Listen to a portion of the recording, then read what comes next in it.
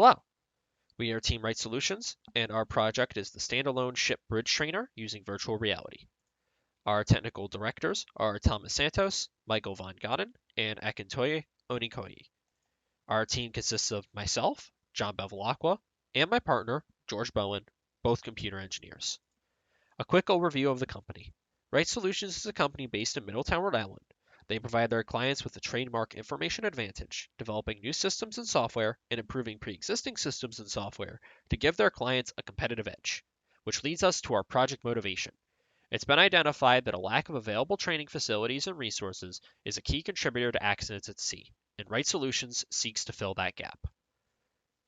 Their solution, our anticipated best outcome, is to create a realistic ship bridge trainer using virtual reality, boasting an accurate simulation of the Narragansett Bay Area, realistic ship handling physics, and other vessels for the operator to interact with.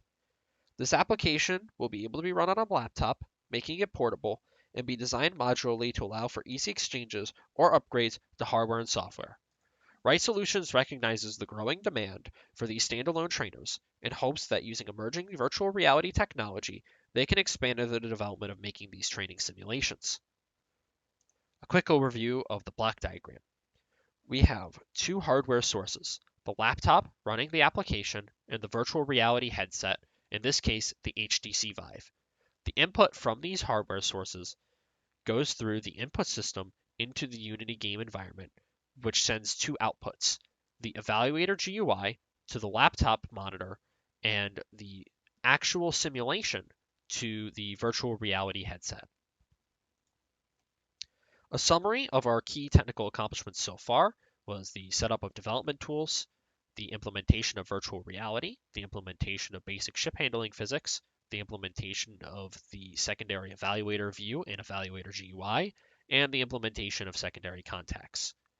My individual technical contributions to this were the creation of the Unity project, the implementation of virtual reality, the implementation of basic ship handling physics, the secondary evaluator view, and the implementation of secondary contact spawning to the evaluator GUI.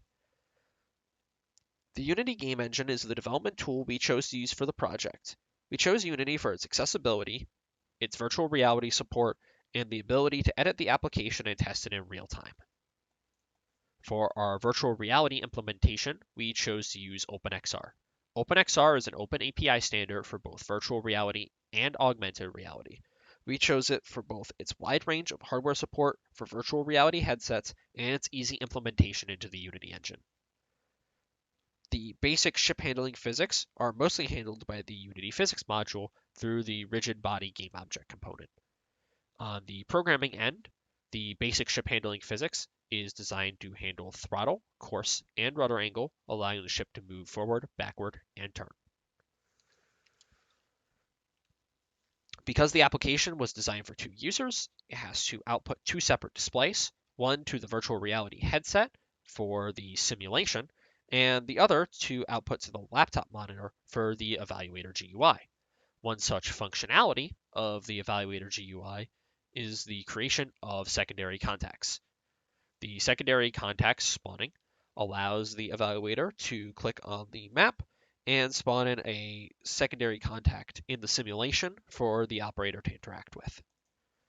For future technical accomplishments, I seek to create an interface between the evaluator GUI and the ship handling physics to allow the evaluator to control the movements of both the operator ship and secondary contacts that they create during the simulation, improve the ship handling physics by implementing set, drift, and current physics, the implementation of weather into the simulation, and the implementation of various interactables into the bridge area for the virtual reality user, including manual controls for throttle and steering, and navigational aids such as the DNC chart, radar, and AIS display.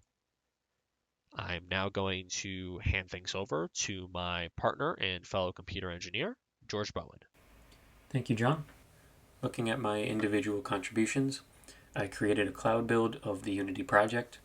I implemented the evaluator GUI, which includes a functional real-time map, an own-ship control menu, and the basic single and group secondary contact menus. I also implemented a working start menu and I implemented the Narragansett Bay geography. Making a Unity cloud build of the project streamlines the workflow for John and I. The two tools that our project currently uses is both Cloud Build and another tool called Collaborate. In the picture to the right, you can see the Collaborate tool as seen in the Unity Editor application. Any changes made to the project by John or myself can be manually published, and with Cloud Build enabled, these changes are automatically updated to the project and are instantaneously visible to all users. I will now show you a short video of the real-time map functionality in the Evaluator GUI. So you can see on the left is the Unity game environment. The white square is a stand-in model for the ship, and I've placed various cubes in the scene around it to show off the mapping functionality. On the right is the Evaluator GUI map. So you can see as I click play, as the ship moves in relation to the cubes, the same movement and location is replicated on the map in real time. The next bit of functionality I would like to show is the Own Ship Control and Secondary Contact menus. In the photo on the left, you can see the Own Ship Control menu. This provides the evaluator with the ability to adjust the operator's ship's rudder angle, the course, and the speed. In the video on the right, to access the Own Ship Control menu that I just showed you, you select the Own Ship button. Then to access the secondary target menus, you click the Target and Create button. So this is the single secondary contact menu. This allows you to select the class of ship you would like to spawn or search for it in the keyword search on the right. You can also adjust the ship's course, speed, and the latitude and longitude. Then if you want to spawn multiple secondary contacts at the same time, you go to the Group Secondary Contact menu. Now the next bit of functionality we're showing is the @cursor button. This allows the evaluator to click on the map and spawn a secondary contact on that location. This is a very important feature for this bridge trainer. This is a top-down view of the Narragansett Bay 3D model that I imported into the Unity project. I used a tool called Touch Terrain that converted the topographical data of the state of Rhode Island into a 3D model. There are a few important tasks I plan on completing next semester, including refining the Narragansett Bay geography model, implementing multiple kinds of secondary contacts, creating basic models of the ships, including our own ship and the secondary contacts, and implementing a course plotting feature for secondary contacts. This is a list of all of the tasks we plan to complete next semester.